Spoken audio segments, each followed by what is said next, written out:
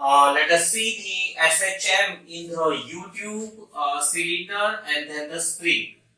So talking about the SHM in U-tube, let us say we have a U-shaped tube in which there is a liquid filled up to some horizontal level. Let's say the liquid is filled up to this level.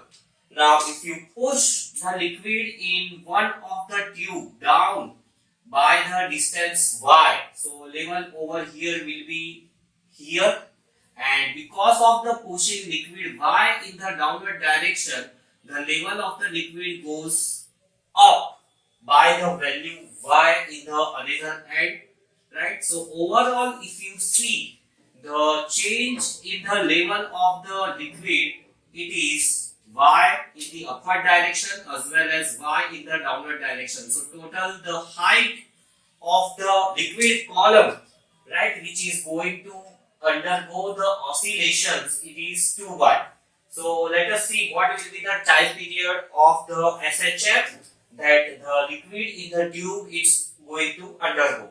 Let us say the tube, it is of uniform area of cross section A, and the density of the liquid which is inside the tube, it is rho. So to calculate the time period, we know that the standard formula is mass upon spring constant. Spring constant is the one which we must determine, right? So let us see what will be the force which will create the SHM. So the force here is going to be because of this liquid column, right? And liquid column is going to create the force in opposite direction as compared to the displacement which is in the upward direction. So force will be due to minus and weight of this liquid column. It is the weight of this liquid column which is going to create the SHM. So negative of the weight of liquid column, the column is of the height 2y.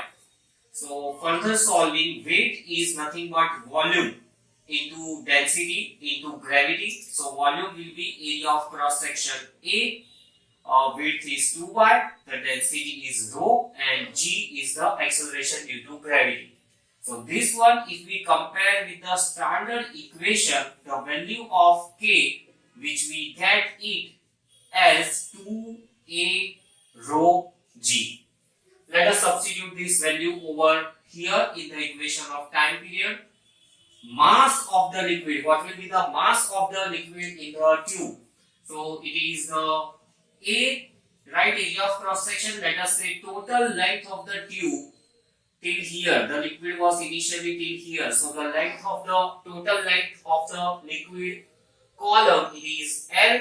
So area into length gives us the volume into density into gravity. No need of gravity, we just need a mass. So volume into density. Spring constant we have calculated over here, rho g. So here A gets cancelled, density gets cancelled. So we get the value as 2 pi root L by 2g. So this is the time period with which the tube is, the liquid is undergoing, it will be undergoing SHM. Next, let us see the SHM in the cylinder.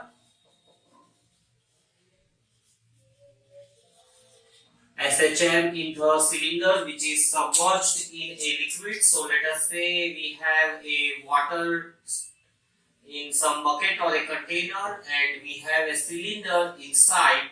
Cylinder is, some part of it is inside and some part of the cylinder is outside. So let us say if I push this cylinder into the liquid by the distance y and then release it, the cylinder is going to undergo oscillations, right? So once again let us try to find out the force constant. So the force which is responsible for SHM is the upthrust created because of submerging the part y. Already the upthrust is balancing the weight, but excessive upthrust which has been created by submerging the small part y. So force will be negative of the upthrust due to length inside the fluid. So upthrust we know it is volume. Let's say area of the cross section is A and the length of the cylinder is L. So volume will be area of cross section into Y. So this is the small volume, that is we have submerged with some extra force. So volume and density of the liquid we take it as a rho, right, and multiplied by gravity. So this force is responsible for the SHM in the cylinder. Comparing it with the minus Ky, the value of K we get as A rho G. Substitute in the formula 2 pi root mass of the cylinder. So mass of the cylinder we know that volume into density of the cylinder, let's say it is rho naught. So rho naught and the spring constant A rho G. So A gets cancelled. T will be equal to 2 pi square root of L rho naught by rho A. So this will be the time period with which the cylinder will undergo the SHM. You can calculate frequency by the formula. It is reciprocal of the time period. Next, let us see the cases of SHM in spring. There are many cases and many combinations possible in the case of the spring. So let us say the first case, that the spring, it has been attached to the mass M and the other end is rigidly attached to the wall. When you extend this spring by the small distance y, because of the restoring force generated over here, which is in the opposite direction, the spring will undergo oscillations.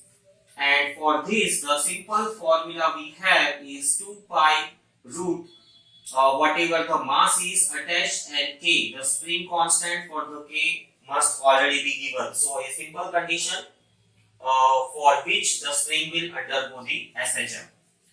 Second case we take, let us say the spring is attached to the masses on both the sides. It is attached to the masses on both the sides. You may compress it or slightly extend it by the distance y. Ultimately, the spring is going to undergo the SHM. But in such case, right, what will be the mass? There will be some reduced mass which is given by this formula. So M, which is generally denoted by the Greek letter mu, M1, M2 by M1 plus M2. And so the time period T, it will be equal to 2 pi root M1, M2 by M1 plus M2 into the spring constant K. This part we can write it as mu, so 2 pi root mu by K. So this is the second condition of the spring. Now let us see the third condition, in which the spring is suspended by the mass M. Right? Let it come into the equilibrium condition. As soon as you suspend mass M, let it get stable. Once it has got stable, let us say we extend it downward by the distance x and then release it. Once again, you will see the spring will undergo SHM, and in this condition, the time period T, it will be given by 2 pi root mass is M and the spring constant K. So let us find out the value of K over here. The oscillations are going to be because of the weight that has been suspended in the spring. So restoring force is equals to minus mg, and comparing it with the standard equation F is equals to minus ky. Comparing both the equations, we will find out the value of K as mg by y. Let us substitute it in this equation. It will become m by mg into y. So m gets cancelled, and ultimately we have 2 pi root y by g. You can also take it as L by g. Okay, I have taken x as a variable, so we must write x. So x by g. Instead of x, you may take L also as a variable. So this equation resembles to the standard equation of the time period of simple pendulum, 2 pi root L by g. Just the length. Let us see the next case in which we have two springs which are suspended somewhat like this and they are connected to the mass L. Such type of the combination we call it as a parallel combination, and under this case spring they have constant K1 and K2. The mean spring constant K will be K1 plus K2. This is a parallel combinations of the spring. If there are multiple springs, you can just keep on adding them. So again we will have time period T will be equal to 2 pi root m by K and resulting K is K1 plus K2. So with this you get a time period. Another condition for the spring we have is in which the spring has been connected in the series to the mass m. The spring constant are K1 and K2. This one we call it as a series combination of the spring, and in the series combination the resulting K we will get as 1 upon K1 plus 1 upon K2 by K1 plus K2. So time period will be 2 pi root m by K1 K2 by K1 plus K2. So this will be the time period in the case of the series combination.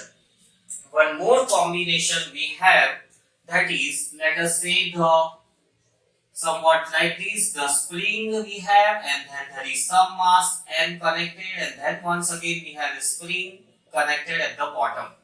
The springs, they have a spring constant K1 and K2. This is again similar to the parallel combination, and so the time period will be 2 pi root m by K1 plus K2.